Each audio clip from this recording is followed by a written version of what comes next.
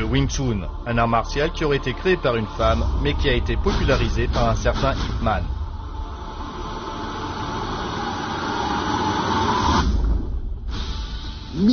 Et il y avait ces enchaînements de frappes rapides. Donc Bruce Lee a procédé à une série de changements. Aujourd'hui, dans le milieu du cinéma, qui pourrait rivaliser avec Bruce Lee? Mais il y en a un qui exécute ses mouvements avec beaucoup de grâce. C'est Donnie Yen. L'acteur comique Wang Baoqiang montre à l'écran qu'il est aussi un vrai expert en kung-fu. Cela n'a rien d'incroyable. C'est une technique de Chin-Na appartenant aux arts martiaux traditionnels. Toutes ces techniques de combat au sol très spectaculaires à l'écran sont-elles efficaces en combat réel? Votre tête est comme un ballon de football pour l'autre adversaire. Donnie Yen, le nouveau Bruce Lee, c'est tout de suite dans l'univers sport.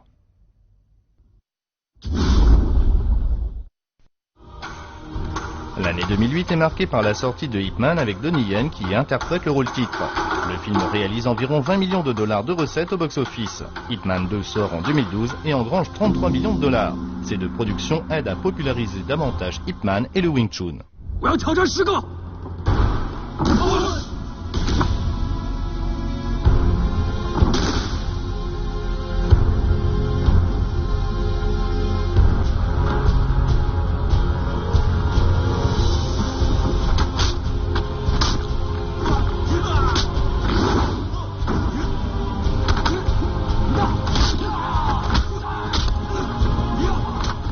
Finalement, à quel point Donnie Yen intègre-t-il des éléments de kung-fu dans ses films?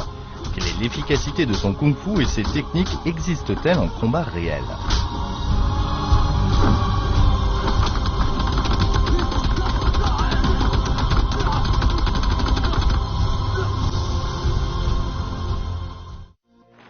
Le film Ip Man raconte une histoire qui s'est déroulée dans la ville de Foshan dans les années 1930, une époque où les arts martiaux sont florissants et les écoles de kung-fu foisonnent.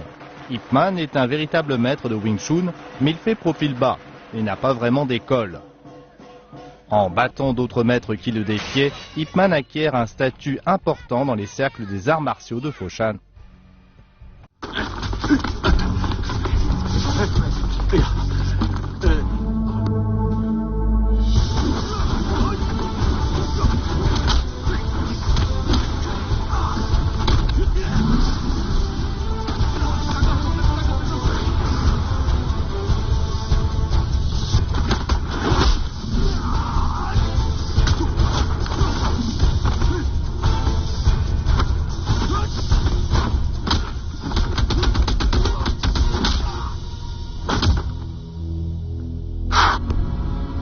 Peu après le début de la Seconde Guerre sino-japonaise, l'armée japonaise s'empare de Foshan.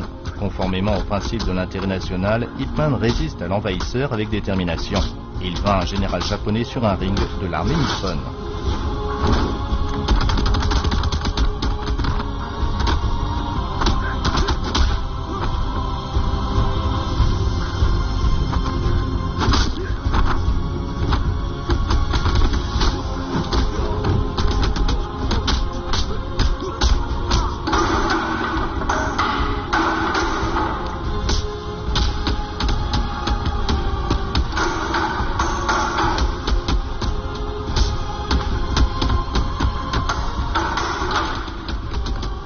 Dans le film, il est non seulement un grand maître de Wing Chun, mais aussi un héros qui se bat contre les Japonais pour le bien de la nation.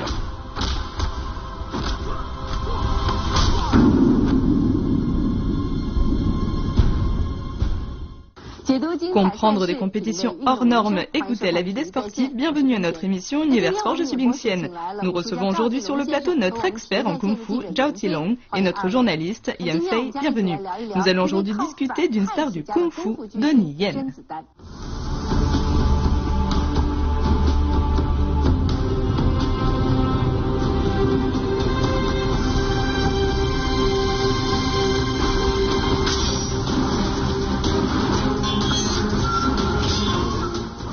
Aujourd'hui, les films de Kung Fu sont très populaires à travers le monde.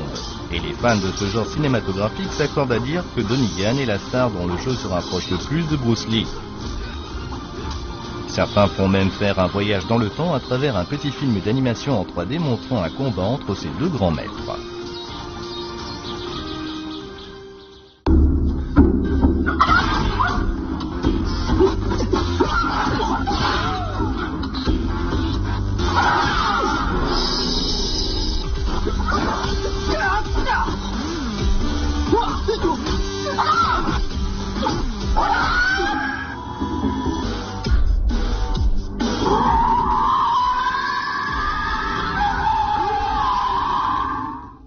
À l'écran, le kung-fu de Donnie Yen est le plus proche de celui de Bruce Lee. Est-ce que c'est parce qu'ils ont tous deux des bases en Wing Chun? Au cours du tournage de Ip Man, Donnie Yen pratiquait le Wing Chun tous les jours. Il a vraiment fait la démonstration d'un grand professionnalisme. Bruce Lee et Donnie Yen partagent de nombreux points communs en termes de kung-fu. Premièrement, ils ont tous les deux un excellent sens du rythme. Bruce Lee était champion ou vice-champion de danse de salon et Donnie Yen joue du piano depuis l'enfance. Donnie Yen a joué dans le film intitulé Legend of the Fist, The Return of Chun Jun, dans lequel il y a une scène où il interprète l'Internationale.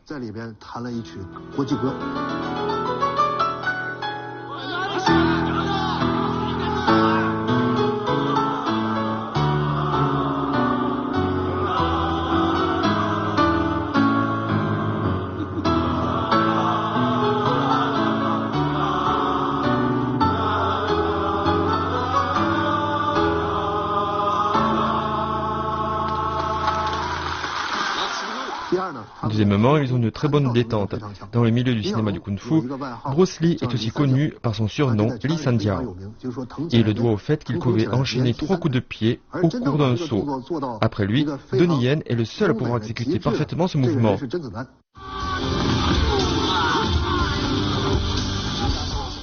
On peut voir que Donnie Yen réalise ce mouvement dans un grand nombre de ses films.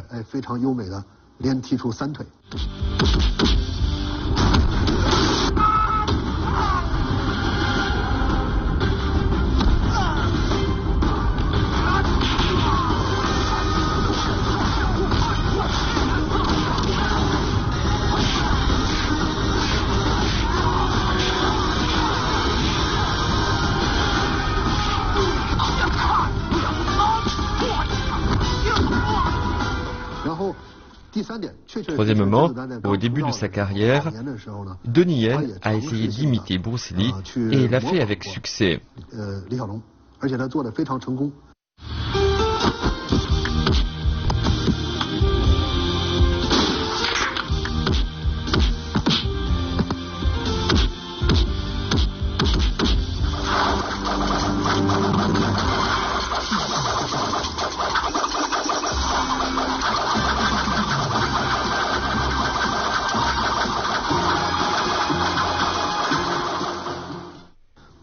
Que ce soit au niveau de la plastique, de la voix et même du maniement du nunchaku, Donnie Yen est un très bon imitateur de Bruce Lee.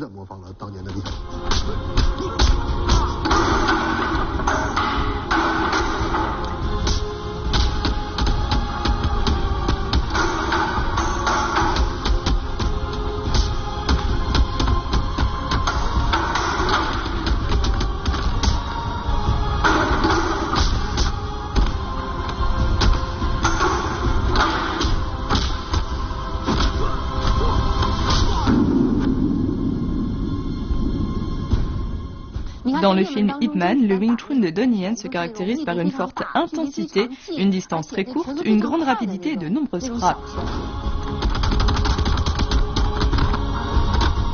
Est-ce que c'est ça, le vrai Wing Chun? Oui, selon la légende, le Wing Chun est inventé par une femme et a d'abord été conçu conformément aux caractéristiques de la physiologie féminine. Techniquement, il met davantage l'accent sur la fréquence des mouvements et l'enchaînement des coups, ce qui lui permet de se substituer aux arts martiaux de style interne venus du nord de la Chine. Ces derniers utilisent des mouvements amples et attachent de l'importance aux attaques létales avec des coups de grande allonge.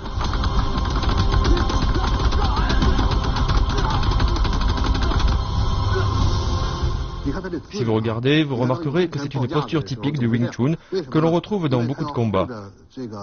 Pourquoi? Parce que cette garde a initialement été conçue pour protéger les parties vulnérables du corps féminin.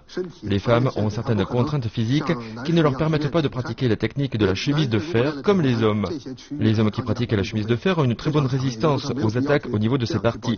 Cela veut dire qu'ils n'ont pas besoin de ce mouvement de Wing Chun qui a tendance à contracter le corps. Tout d'abord, en faisant ce geste très serré, il y a un prix à payer. Les deux flancs sont à découvert. Avec cette garde, si l'adversaire fait un crochet, c'est trop tard pour faire un blocage. Imaginez que vous soyez en position du cavalier. Votre mobilité est sérieusement diminuée.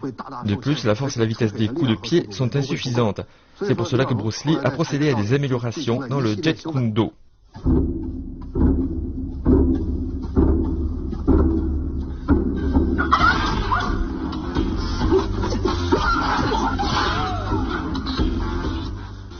Mais il change cette garde pour celle-ci, qui permet de défendre à la fois les flancs et la ligne centrale.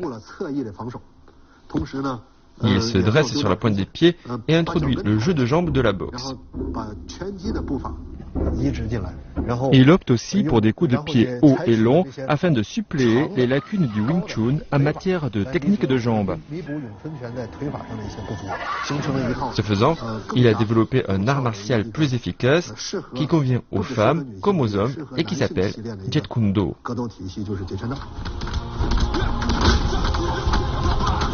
Le succès du film Ip Man repose grandement sur l'interprétation parfaite de Donnie Yen. Sorti en 2008, le film Ip Man est pour Donnie Yen ce que le temple de Shaolin a été pour Jet Li en 1982. Donnie Yen naît en juillet 1963 dans une famille d'experts en arts martiaux du Guangdong. Sa mère, Po Sim Mak, est un maître international de Wushu et de Tai Chi Chuan. Dès tout petit, Donnie Yen apprend les arts martiaux traditionnels et le Tai Chi Chuan auprès de sa mère. En même temps, il s'exerce à la boxe occidentale. Cet apprentissage constitue une base solide pour l'avenir de Donnie Yen. En plus de grandir dans cet environnement, Donnie Yen regarde de nombreux films de Kung Fu. Il imite fréquemment Bruce Lee et Jackie Chan. En 1984, il décroche son premier rôle principal au cinéma dans Drunken Tai Chi. Ensuite, grâce à ses rôles dans des films comme Tiger Cage et Butterfly Dance World, Donnie Yen devient une nouvelle star du Kung Fu chinois, sur les pas de Bruce Lee, de Jackie Chan et de Jet Li.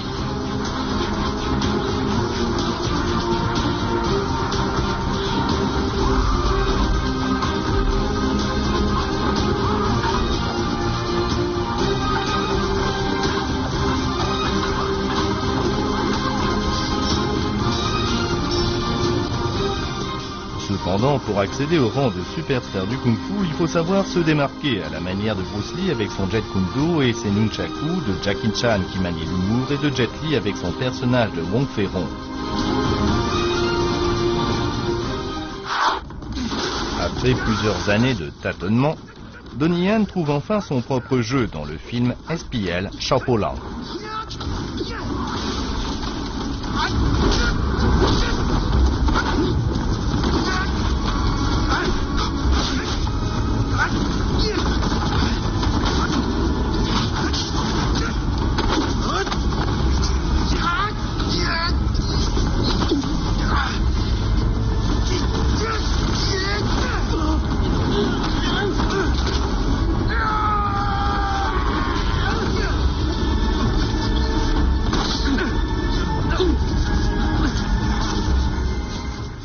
Dans le film SPL Chapeau-Lang, on voit un combat entre le mince Donnie Yen et le corpulent Sammo Hung. En combat réel, comment faire en cas de différence de gabarit? En situation de combat réel, on sait que les yeux, le nez, ainsi que d'autres organes du corps sont si vulnérables qu'il suffit de les frapper avec une force de 5 kg pour soumettre son adversaire. C'est-à-dire qu'il suffit de bien manœuvrer pour tromper l'adversaire et le frapper rapidement sur les parties vulnérables. Ce faisant, il ne peut plus lutter et le combat est terminé.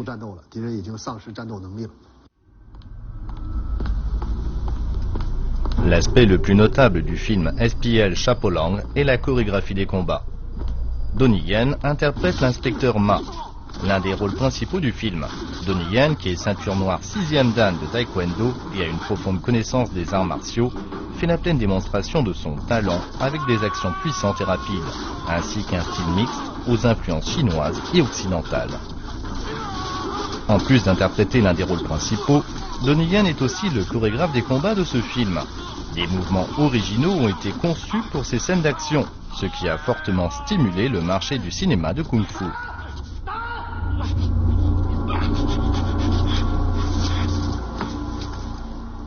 Dans le film SPL, Donnie Yen et Jason Wu font la démonstration d'un kung-fu extrêmement offensif. Avec Jason Wu, on voit des formes de wushu traditionnelles.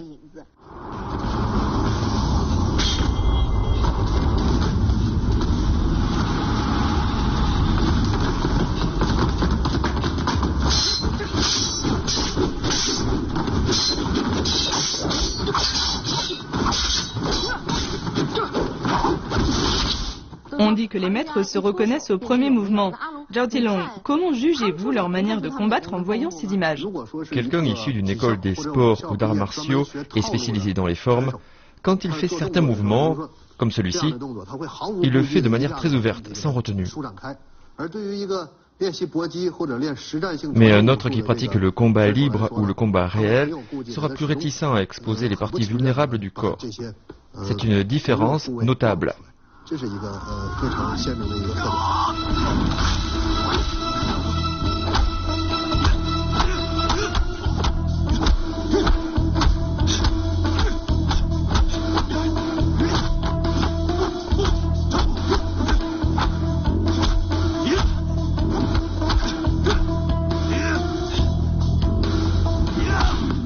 Ceux issus de troupes d'opéra comme Jackie Chan, et particulièrement les acteurs qui jouent des rôles martiaux, exécutent des mouvements qui peuvent se décrire en un mot.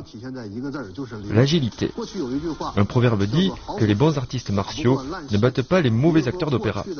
Cela veut dire qu'avant, de nombreux maîtres d'arts martiaux traditionnels ne pouvaient pas vaincre les acteurs d'opéra. Pourquoi? Parce que ces acteurs étaient entraînés à faire des acrobaties difficiles tous les jours. Avec le temps, ils sont devenus extrêmement agiles et pouvaient faire des attaques surprises qui déroutaient les maîtres. Dans le film SPL Chapeau-Lang, Donnie Yen et Jason Wu jouent une scène de combat dans une rue étroite. En tant que chorégraphe des scènes d'action de ce film, Donnie Yen a conçu une série de mouvements basés sur le style de Jason Wu. Pour que le rendu soit spectaculaire, il a cherché à augmenter l'intensité et à faire en sorte que le combat semble réel. Il a très ingénieusement mis au point de magnifiques enchaînements de mouvements faisant alterner coups d'attaque et de défense.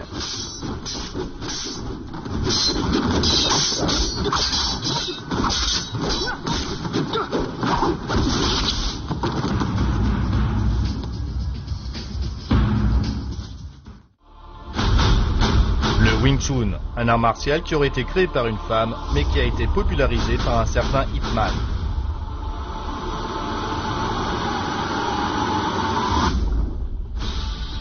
Et il y avait ces enchaînements de frappes rapides. Donc Bruce Lee a procédé à une série de changements.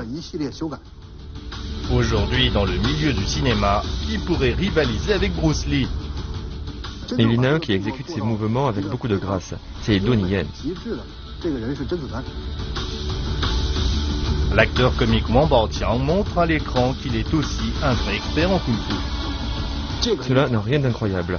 C'est une technique de Chin-Na appartenant aux arts martiaux traditionnels. Toutes ces techniques de combat au sol très spectaculaires à l'écran sont-elles efficaces en combat réel? Votre tête est comme un ballon de football pour l'autre adversaire. Donnie Yen, le nouveau Bruce Lee, c'est tout de suite dans l'univers sport.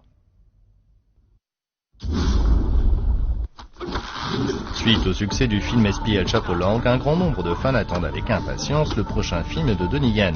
Dans Flashpoint, l'acteur se dépasse encore une fois. Il invite plusieurs spécialistes coréens, japonais, américains et thaïlandais afin que les spectateurs goûtent aux arts martiaux mixtes, un sport moderne très en vogue dans le monde. Au début du film Flashpoint, Donnie Yen et Louis Koo font un combat au sol. C'est très différent des autres films de kung-fu où les combats sont jusqu'alors très aériens. Dans cette scène, ils se battent par terre. Oui, en fait, cette technique de combat au sol est originaire du MMA, acronyme anglais des arts martiaux mixtes.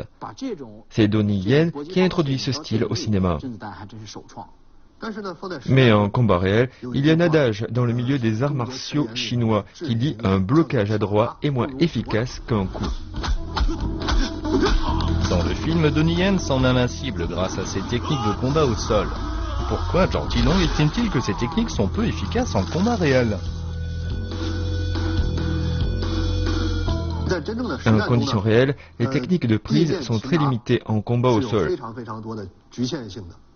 Même si vous n'avez pratiqué de combat debout qu'1 ou 2 ans, vous n'avez normalement pas peur de vous battre contre 2 adversaires ordinaires simultanément. Mais pour ce qui est des techniques au sol, même si vous pratiquez depuis 50 ans et que vous êtes très bon, vous prenez des risques en combat au sol contre 2 adversaires. Que peut-il se passer? Quand vous sautez sur un adversaire, le fait trébucher et l'immobiliser, votre tête est comme un ballon de football pour l'autre adversaire. C'est-à-dire que malgré l'expérience, c'est très difficile de soumettre 2 adversaires en combat au sol. Il y a donc des limites.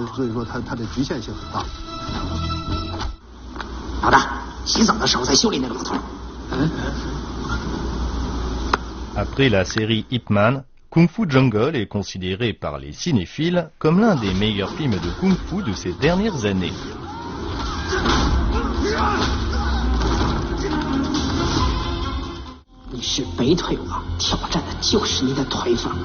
Les poings, les pieds, les épées, les gourdins, les saisies, presque tous les éléments caractéristiques des arts martiaux chinois sont présentés dans ce film.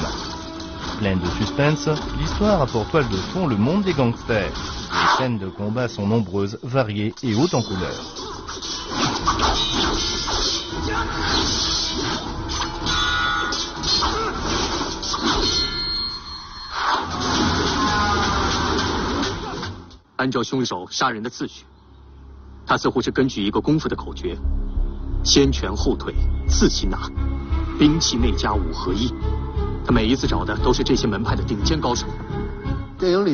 Dans ce passage du film, il évoque un ordre. Les poings, les jambes, les prises, puis les armes et l'énergie interne. En fait, il y a des similarités avec ce que l'on trouve dans les arts martiaux traditionnels, mais il y a aussi une différence. Généralement, dans les arts martiaux traditionnels, et surtout les arts martiaux internes, on commence par des exercices au profit des organes internes en adoptant la position de l'arbre. C'est uniquement quand il a acquis ses bases que le pratiquant peut apprendre à utiliser ses poings. Après les poings, on passe aux techniques de jambes. L'étude des prises est optionnelle. Quant aux armes, on peut apprendre à les manier quand on s'exerce au point. Prenez le bâton long et la lance par exemple. Apprendre à s'en servir n'a pas comme seule utilité le maniement des armes, à proprement dit, mais aussi à améliorer la coordination des forces du corps. Cela permet de mieux utiliser ses poings. Par conséquent, au cours de l'entraînement traditionnel, il faut d'abord exercer la force interne, puis les poings et les armes en même temps, et enfin les jambes. Les prises sont en option. Le film Kung Fu Jungle permet à l'acteur Wang Baoqiang de se présenter sous un nouveau jour. Il interprète un fou d'arts martiaux en quête permanente d'adversaires dans l'espoir de devenir le numéro 1 dans le monde.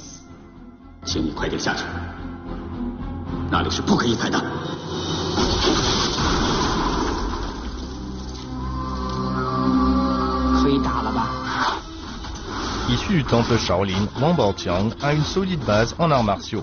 Par ailleurs, les mouvements qu'il exécute dans le film portent les marques du Kung Fu de Shaolin. Mettant à profit ses grandes compétences en arts martiaux, Wang Baoqiang donne beaucoup de crédibilité à son personnage.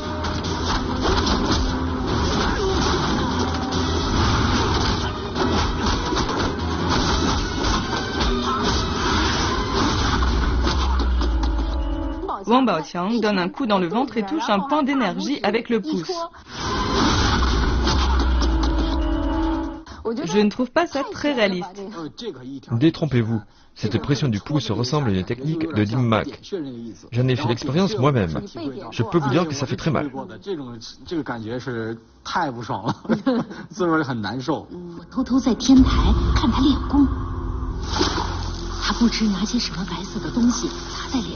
À part les scènes d'action impressionnantes, d'autres scènes surprennent aussi les spectateurs dans ce film.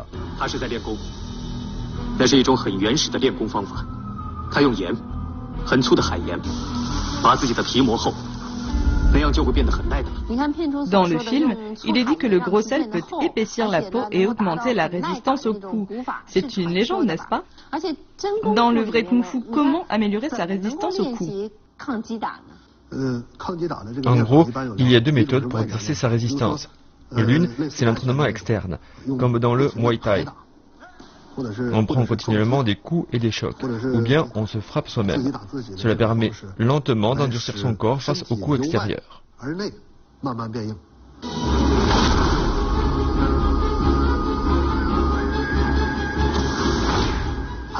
L'autre méthode, on la retrouve dans les styles internes comme le Xingyi Quan.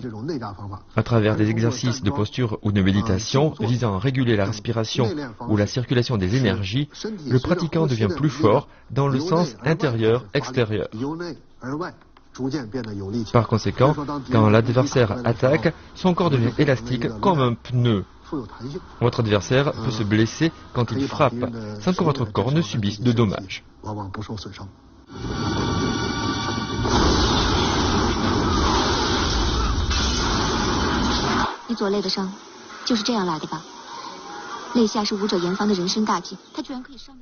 Dans le film, le personnage incarné par Donnie Yen est blessé aux côtes. Sa condisciple considère cela comme un gros handicap. Est-ce que l'expression chinoise côte molle vient de là? Oui, je pense que tous les arts martiaux ont leurs points faibles. Un peu comme Achille dans la Grèce antique qui était vulnérable au talon. Je crois que tout le monde a un point faible.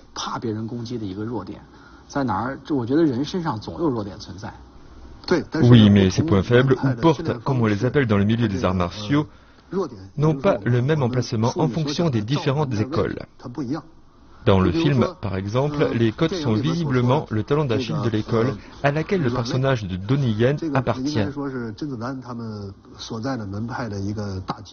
Mais si vous pratiquez un style interne du nord de la Chine et que vous avez un bon niveau, vos côtes résistent bien aux coups, même si elles ne le font pas autant que le ventre. Et c'est pour voir. J'y vais franco? Vas-y. J'ai mal à la main. Je veux dire par là que les styles internes du nord de la Chine permettent de renforcer les côtes.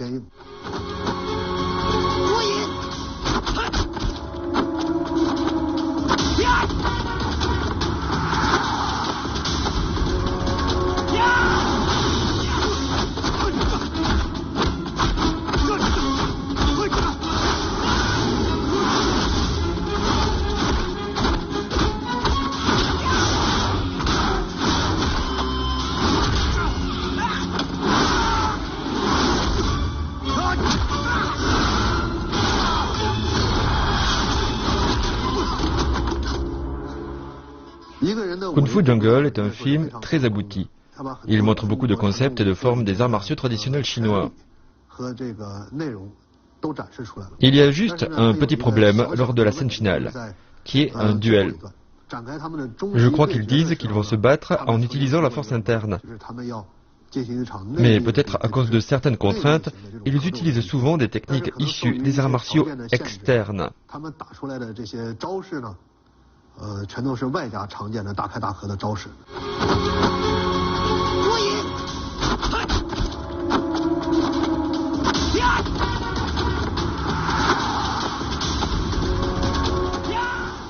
On ne voit pas de techniques des arts martiaux internes, qui sont redoutables. C'est là le seul défaut de ce film.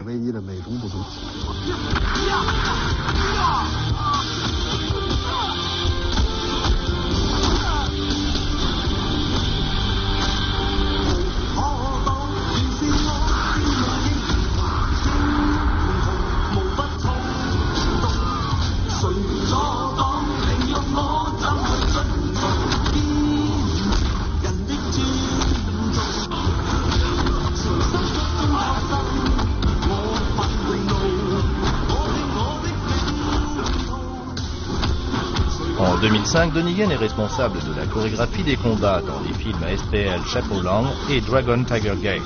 En décembre 2008, il est à l'affiche du film Ip Man, réalisé par Wilson Yip.